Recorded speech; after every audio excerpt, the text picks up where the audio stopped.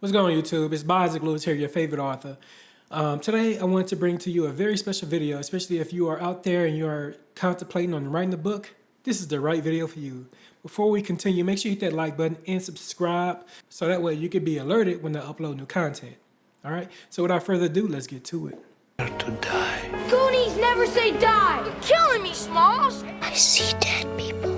That the power of Christ compels you! It's alive! It's alive! It's alive! Tip number 1. Set your story into 2 different worlds. This allows you to switch in between those worlds and show that they are distinct. They are actually distinct from each other. Picture Harry Potter's Muggles world versus the Wizarding world. 2 different worlds, and they both serve their own distinct purpose. Tip number 2. What scars do your character have? What is it going to be their momentum that they're going to carry throughout the story? Or do they gain a scar through their journey or travels? If so, making references to that scar every so and now and then makes your book set up a lot more consistent, be a lot more realistic to the reader itself.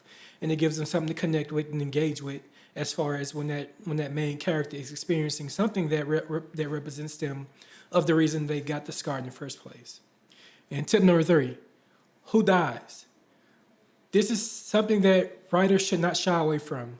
Death is ultimately part of the process through life cycle. So why shy away from it with your book? This is the best time to get creative because that's what people are oddly here for. They're here for a good time. And a long one, especially if they're reading a book. So make sure you don't shy away from death and incorporate it into your stories. Tip number 4, make your main character an orphan. Now, why this is one of the best ideas for a novel? Tell you why. Is because number 1 is most orphans have a lot of vulnerabilities. If you think back to some of the movies and books where the main character had been an orphan or was orphaned, they were able to grow at a substantial rate compared to everybody else around them. They were able to learn and saw what worked and what didn't work. And ultimately, the growth process showed you how much that person cared or how much that drive that person actually had to overcome whatever it is they were going through at that intended purpose. Ultimately, orphans have a lot of room for growth, and ultimately that leads to their triumph, which, that all makes for a good story. That's always a good pedigree for any type of story. So yeah, consider that point. And number 5, make your main character see ghosts. Now, this is not even exaggeration, but people are absolutely struck with the concepts of the afterlife.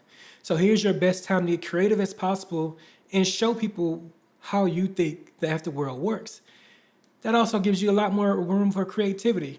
If you want to throw something here, a little there, a little different, a little seasoning that you like doing, go ahead. This is your time to play with those concepts and ideas.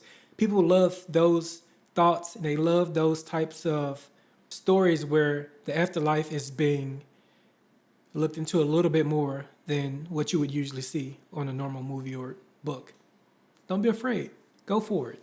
Idea number 6. What is your character most afraid of? This is your story's biggest secret weapon. Don't run from it, write about it.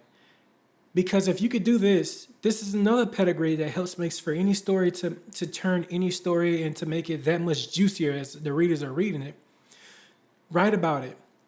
You can make even subtle hints what your main character may be afraid of, but use it to propel your story forward. And also make sure that those holes are always connected and you are tidying up those loose ends.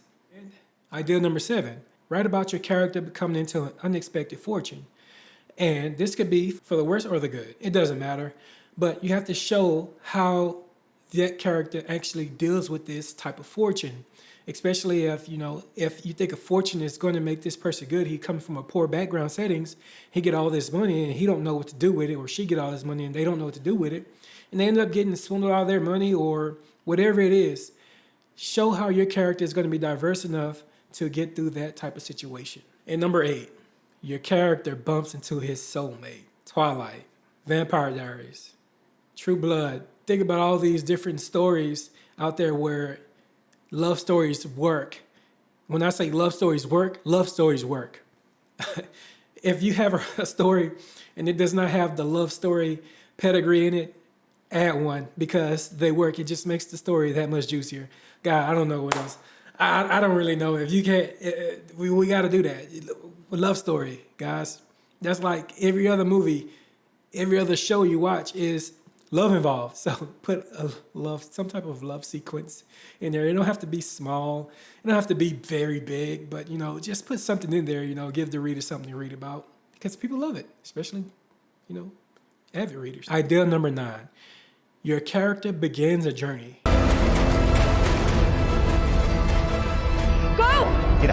Get up, Fran. Who doesn't like an adventurous journey?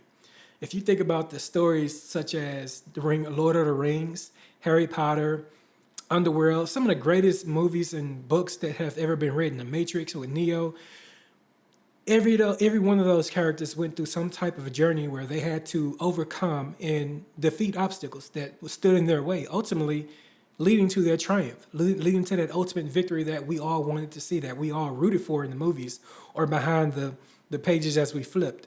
We all rooted. It gives us something to cheer about because not only that, but it invokes our maximum creativity when we're thinking about these words. The writer is taking us down this memory lane and we're sitting there reading all these descriptive terms and we can see, the mushrooms, the giant trees, and the smoke rising from the lake where the monster is going to be jumping out of pretty soon. We can see that, and we love that. So make your character go on a journey because that is one of the pedigrees that you must put into your book. I don't care if you're writing restaurant love stories. There's going to be a journey somewhere. You don't want a stagnant story. Everything wants to be dynamic, nice and flowing. All right. So make sure you enter that one. You put that pedigree inside your story. And last but not least, idea number 10. Make monsters. And I don't care what kind of monster it is. It could be a monster from morals, beliefs, and values, or scaly monsters. It doesn't matter. Put them inside your book. That is an ultimate pedigree that you can use to write a bestseller. Now, I say this to say this. You can even actually make your character transform and show your readers how they're going to handle how they're going to handle this situation to where they actually feel like a monster. Show how they're going to handle becoming a monster because that too shows a lot for character development, where they are in their head, mentally, physically, and sound. And like I said, people love going off the edge. We love seeing these videos or we love reading these books and watching movies where sometimes a good person just turns into a monster, or better yet, a good person is being chased by a monster. It's just something with those two pedigrees that just absolutely works. So that's all for today, guys. Those are my 10 best ideas for writing a bestseller. And if you like content like this, please make sure to hit that like and subscribe button so you can be alerted when I upload my new content. So until next time, guys, peace out.